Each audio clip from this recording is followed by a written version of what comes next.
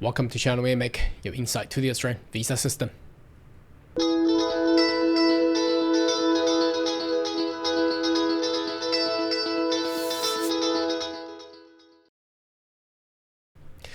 Good day everyone, my name is Carl Young, your online YouTube visa consultant. Are you interested about migrating to Australia?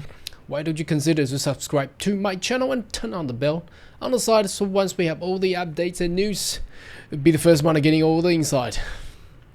Now today is a very interesting topic. Well, not topic, a news article. Well, never thought this will happen, and I don't want to recommend anyone would do so as well. There has been someone who tried to walk the distance for about 1,000 kilometers, and before he actually reached the goal, he actually got his permanent residency granted. Now obviously, if you want a permanent resident, you want to migrate to Australia, that is not recommended.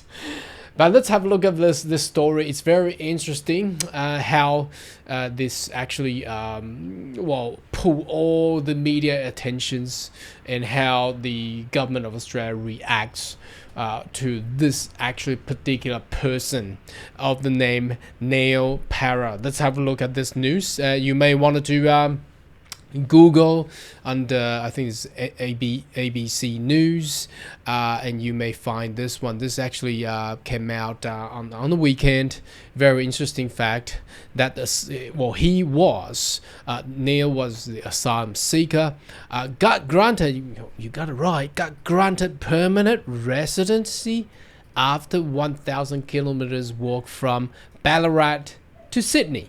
Now, obviously, I don't want to get any fan to come in and say, look, I'm in Brisbane, I'm ready to walk to Sydney now as well.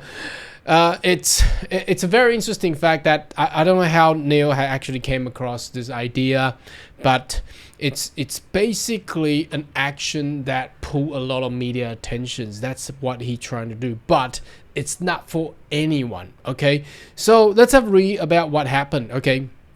So now he near the end of his 1,000 kilometers walk to Sydney and raise awareness. So here the key is raising the awareness. So I recall back in the day when I was getting trained as a migration agent, that the trainer talked about when you cannot get appeal right, you cannot even get the ministerial intervention right.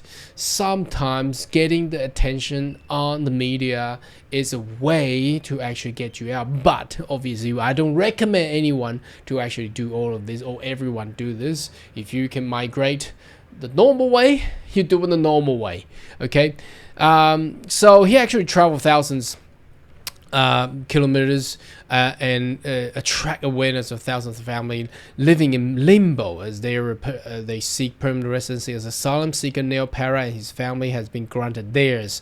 So what happened? What was his actual story? Let's have a read about this. So Mr. Para and his wife and 3 daughters live in regional Victoria City. So they were seems to be they were located and organized by the government of Australia, because usually you don't get this kind of this should be some sort of safe haven procedures that the government of Australia has agreed to actually bring these asylum seekers in. So they've been living in Victoria in the city of Ballarat for more than 9 years. Now, that is crazy. I'm not too sure what sort of asylum seeker visa. Usually when you get asylum seeker visa, you do get work right. I'm not too sure why they don't have any work right. You can actually apply for it, and you can actually apply for the study right as well. Not too sure about how he had been suffered this for 9 years. Obviously Medicare, you can't access to it because you're not a permanent residency yet. Anyway, so after fleeing a civil war from Sri Lanka back in 2008, but on Friday, Mr. Para and his family were granted permanent residency. The family immigration lawyer Karina Ford said that the family was granted near the end of his walk, so about 1,000 kilometers. Now, That is very, very hard. I don't recommend anyone to do it. I don't know how long it took him to actually walk that distance there. She said the course of determined individually. It's really pleasing decision. The main thing that Neil has been given as such community man of the town from the Barat. So what he actually done is not just leaving where he lives and go out and have a walk, because that won't get you permanent residency. Now, it may sound interesting. It may sound a little bit over. I mean, I don't recommend anyone to go distance and start walking from anywhere around Australia, anywhere in Australia towards Sydney. You probably won't get up. You'll get a permanent residency there. But what he actually done is bring the awareness of the media and attention of the people, so that drags in the attention of the government as well. And what he actually do is actually combination, not just walking the distance. So there was a walking with a petition. So he actually set up a petition and letting the government know that it's not just himself. There's a group of people been there and waiting. So there are about 12,500 people live in Australia more than a decade. So that's about 10 years. So what he has experienced is 9 years, but are ineligible to apply permanent residency under the new resolution of status visa. About 2,500 had no visa at all. Interesting. So that's what he actually done, and he actually walked the distance and talked to people and getting support while he was walking the distance. So you see this photographs there, meeting hundreds of supporters and get involved into the community, and that's how he actually got it. I mean, it's interesting. I mean, I never seen anyone actually done this before.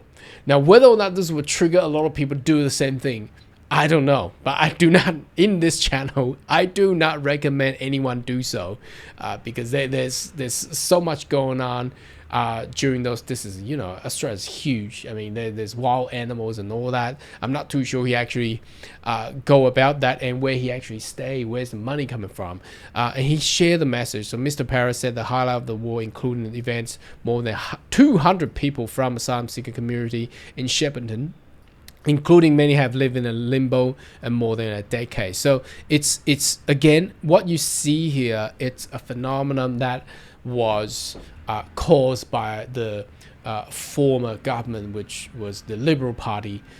They have put a pause. Well, they brought the asylum seekers in, but they gave them a visa which doesn't have the right to work, doesn't have the right to study, and a lot of people were in limbo, and seems to be they are all in Victoria, and I'm pretty sure there are other asylum seeker or protection visa holders who are holding bridging visas and so on and so forth, having the same status as well. So this news actually, it's a very welcoming news. Why do I say that? Because it actually brings the attention of the government of Australia that there are so many of them waiting. But if you just newly come to Australia, now obviously that's not the right way to do. I do not recommend anyone come to Australia as an international student and start the campaigning and say, look, I want to get my permanent residency. This is waiting for too long. The 491 is waiting for too long. The 189 invitation waiting for too long. There has been 70% cut on the state nomination. Let's stop walking the distance. No, that is not what my message is all about. This news is about those who are vulnerable, who does or does not hold a visa, or even hold a visa, doesn't have the right to access to things, and they do not have anywhere to go. They cannot return back home because they were asylum seekers. So that's the only way.